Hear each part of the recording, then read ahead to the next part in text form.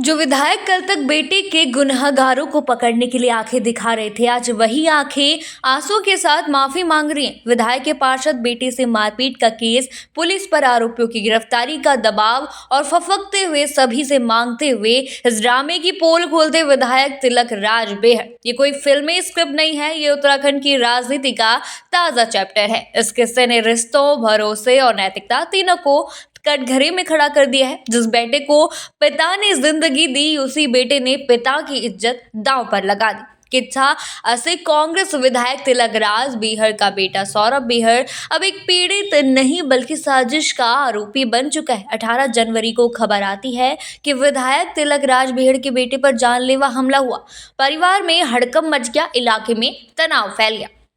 खुद विधायक बेहड़ ने पुलिस को अल्टीमेटम तक दे दिया, आरोपी पकड़े जाए वरना आंदोलन होगा। लेकिन अब पूरी कहानी उलट चुकी है। जो विधायक कल तक बेटे के गुनहगारों को पकड़ने के लिए आंखें दिखा रहे थे, आज वही आंखें आंसुओं के साथ माफी मांग रही है। मैं उसके साथ अब नहीं, उसको अपना सकता।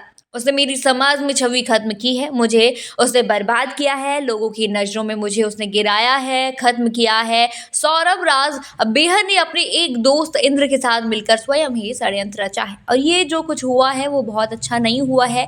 जो भी सौरभ ने किया है उसके लिए मैं सारे समाज से, पूरी अपने पार्टी से, अपने शुभचिंतकों से, चाहे वो भाजपा के हो, चाहे सपा के हो, चाहे और दलों के लोगों ने इसमें जो सहानुभूति दिखाई, जो मेरी मदद की, उनसे मैं माफी चाहता हूँ। विधायक को ये तक कहना पड़ा कि अब मेरा बेटा के साथ मेरा कोई रिश्ता नहीं है। तो चलिए आपको इस पूरी साजिश की वजह समझाते हैं। जानकारी के मुताबिक सौरभ बेहड़ का अपनी पत्नी से विवाद चल रहा था। परिवार और समाज से सहानुभूति चाहिए थी और इसी सहानुभूति के लिए उसने हमले का ड्रामा रचा। यहाँ तक कि अपने दोस्त से कहा कि मेरे साथ कुछ कर दो ताकि लोग मेरे पक्ष में आ जाएं। इस प्लांट हमले के केस में पुलिस ने 4 आरोपियों को गिरफ्तार किया है। वो शख्स भी अरेस्ट हुआ जो सौरभ बेहड़ का दोस्त है और जिसने सौरभ को कहने पर ये सारा जो है ड्रामा रचा था। पुलिस ने आरोपियों से अवैध तमचा और चाकू बरामद किया है।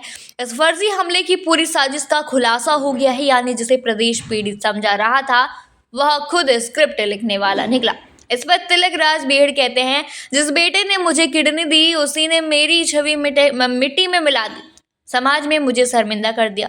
शादी के बाद से ही वह उससे अलग रह रहा था, अब उसका कर्म माफी के लायक नहीं है। आज सवाल सिर्फ एक विधायक के बेटे का नहीं है, सवाल यह है कि सहानुभूति पाने के लिए कोई इंसान अपने पिता की इज्जत कुर्बान कर सकता है? क्या रिश्ते अब सिर्फ इस्तेमाल की चीज बन चुके हैं? ये बताना भी जरूरी है कि कल तक तिलक राज बेहड़ के तेवर गर्म थे। बेटे पर हमले के खिलाफ न सिर्फ कांग्रेस बल्कि दूसरी पार्टियों के लोग भी उनके साथ खड़े हुए थे।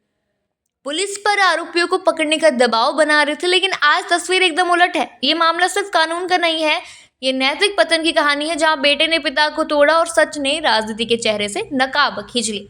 आप इस पूरे मामले पर क्या सोचते हैं? हमें कमेंट सेक्शन में जरूर बताइए और साथ ही बने रहिए पहाड़ न्यूज के साथ।